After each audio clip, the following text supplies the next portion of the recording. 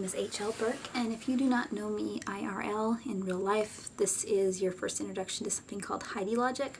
Heidi Logic states that since every time I get ready to do one of these vlog things and get my hair all pretty and put makeup on, it gets interrupted, that now, since I'm not wearing makeup and I have wet hair done up in a sloppy braid, that means I'll actually get this done. So, here's my attempt. I'm a self-published author. I have currently three books on the market plus 2 short stories. It will be 4 books as of August 4th when my next book, Dragon's Rival, is due out. I write fantasy romance novels and some young adult fantasy. And I am self-published. I think I mentioned that already.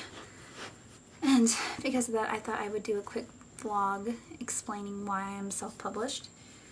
Because usually the first question you get when you're self-published, or one that comes up, is, did you try to really publish for real with, a traditional company first?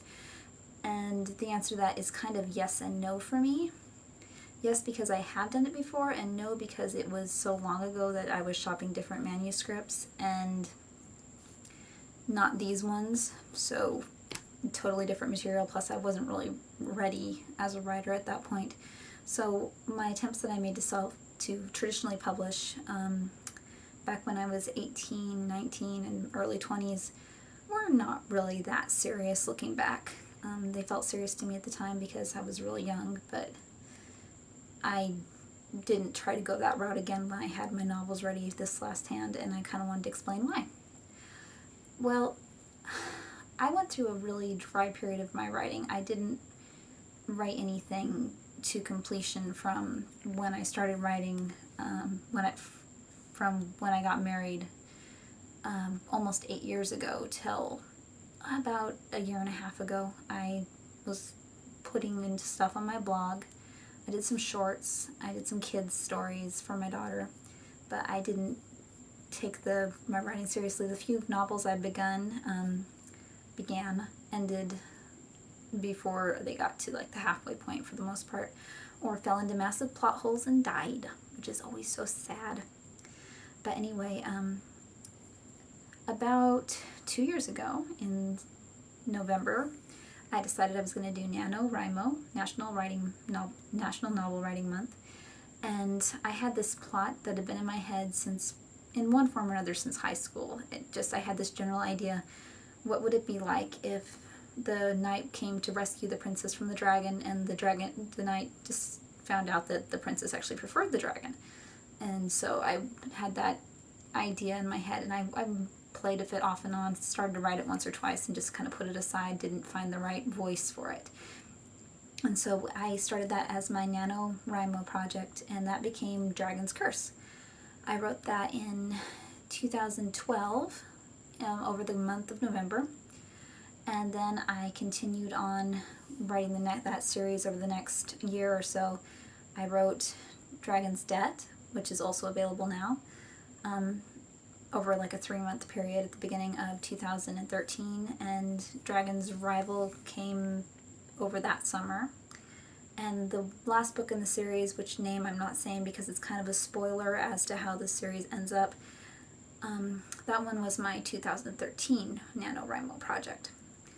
So about the time I wrote Dragon's Curse, I just really started getting into realizing that I could write, in spite of the excuses I made. I told myself I couldn't because I had kids, I couldn't because I had a household to run, because I'm the worst cleaning person ever.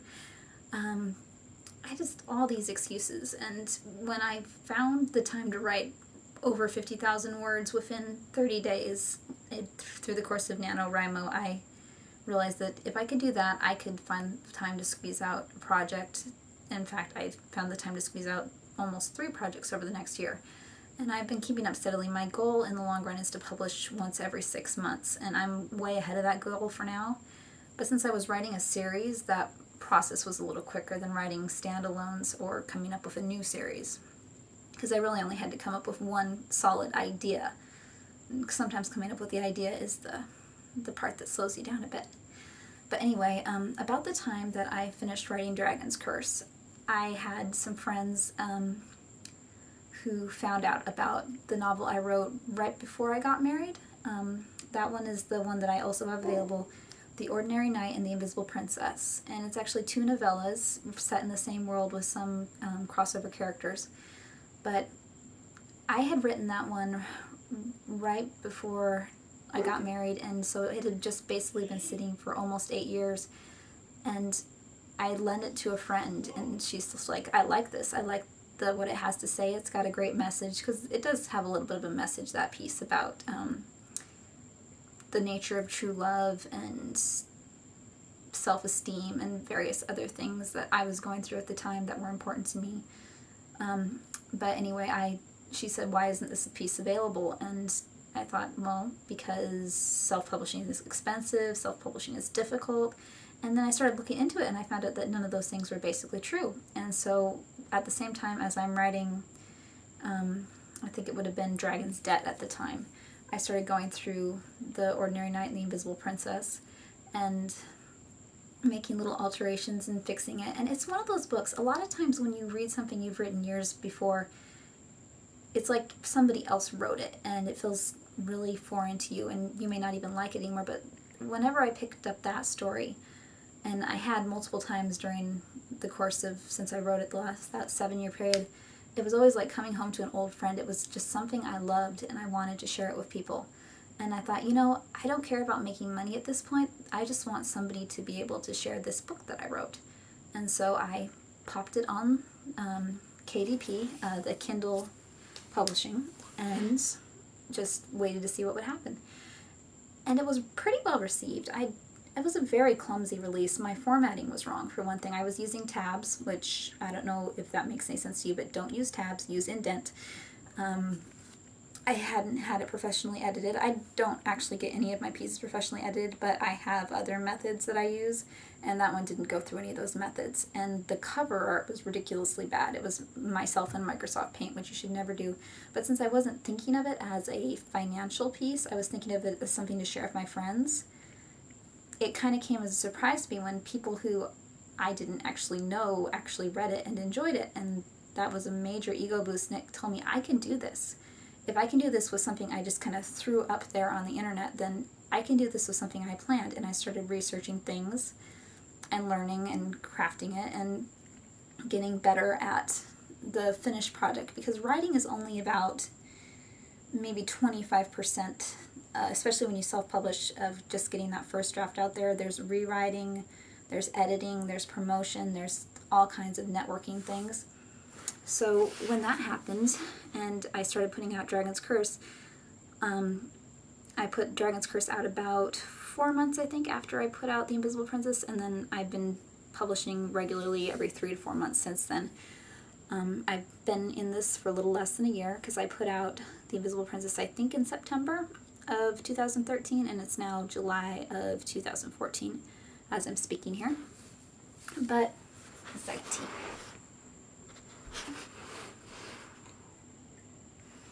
Not very professional of me, but I never do anything professionally. I never plan anything out, which is a major problem for me as a self-publisher, but I'm getting over it. But anyway, yeah, I put out another book, and that one was well received, and I shared it with bloggers who liked it. And for me, it was always about just, I wanted someone to like my book. I wanted someone to read my story. I wanted, to share it. Because a book that you wrote just for yourself is almost like a diary. I mean, if you're fine with that, that's a great way to blow off steam. It's a great way to express yourself, but it's not a fully realized piece, I don't think, until other people have read it and brought their own life as readers to it, because you would be surprised at the things in my head versus the things in readers' heads and what the emotions they bring to it from their life experience. And some of it's actually really good. I think The Invisible Princess actually has some things about self-esteem which I may not personally be going through anymore, but other people are. And that's a big deal to me, that it's helped people a little bit. But anyway, something I say a lot. I have a character who does that in my upcoming book, Beggar Magic, but that's not due out for a couple, maybe another year. Anyway, so, yeah, I started putting it out, and you know, it might be tacky to do a financial disclosure here, but I don't make a ton of money on my self-publishing. I think I'm past breaking even now. There are little expenses. I tried to do it with no money, but there are little certain things that I have been willing to pay for.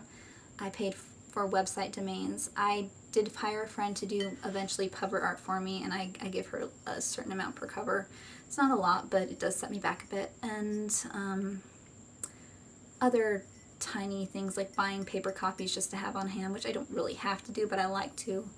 And then I'm on scribophile.com, which is a critique trading site, and I use it to the best of my ability, and it's done a lot to help my writing, just having other writers to bounce things off on. But that is also a subscription site, so I do have to put a little money into it. But I have passed breaking even. I say I make on average about $50 a month, but that seems to be... I had one really good month where I made over $100, and I was very happy with myself. But it seems to be an upward climb, and the good thing about having a series out there is you can kind of see when people like a book. You'll have a sell for one book, and then the next day there'll be a sell for the second book in the series. And I'm hoping if that comes out, just producing more books and having more available, I'll eventually be able to maybe not make a living wage at it, but for what I am doing and how I wanted to do this, it's kind of a dream come true. I mean, there's a question people ask self-publishers is, would you do it always? And if that magic comes and somebody finds your work and wants to traditionally publish, would you do it? And honestly, I always say that if I was doing well enough to catch the attention of a traditional publisher, I probably wouldn't need one. I don't know what I would do if that situation actually presented itself, because there is that, you know, struggle to do it on your own, and it would be nice to have someone take me that off my hands, but I like having, especially the 70% royalty you get using Kindle Select, and that's just really nice. And for every one of my $2.99 ebooks, I'm making about $2, which is a much better standard royalty than you're going to get from anyone in the traditional industry. So I like that. And I like having control of my book. I like that I'm writing it for me. And when I read about traditional publishing, it just seems like a lot of hoops, and I'm not willing to jump through hoops because I'm stubborn and evil and maybe a cat, possibly definitely a cat. But, you know, I'm fine with that. I don't need the recognition of publishers or editors. I just want my own creative soul to be satisfied, and I want my fans to be happy, and I want to feel like I'm doing the best that I can do on something. I mean, you're told to do everything for the glory of God as a Christian, and it's hard to say that with my pieces because they're not religious, they're not spiritual, but it's something I keep in mind, you know. Is this the best thing I can put out? And I think that most of the time it is, and what is the best thing I can put out now won't be the best thing I can put out for a year from now, because I'm hoping to keep growing and continuing on and bettering myself as a writer and as a person even. But you never know how that's gonna end up. But anyway, so that's basically my self-publishing story, and I'm hoping that you'll have a chance to pick up my books sometime and read them. And here I am with my tea and my glasses and no makeup, so it's about real as it gets, I guess, for me.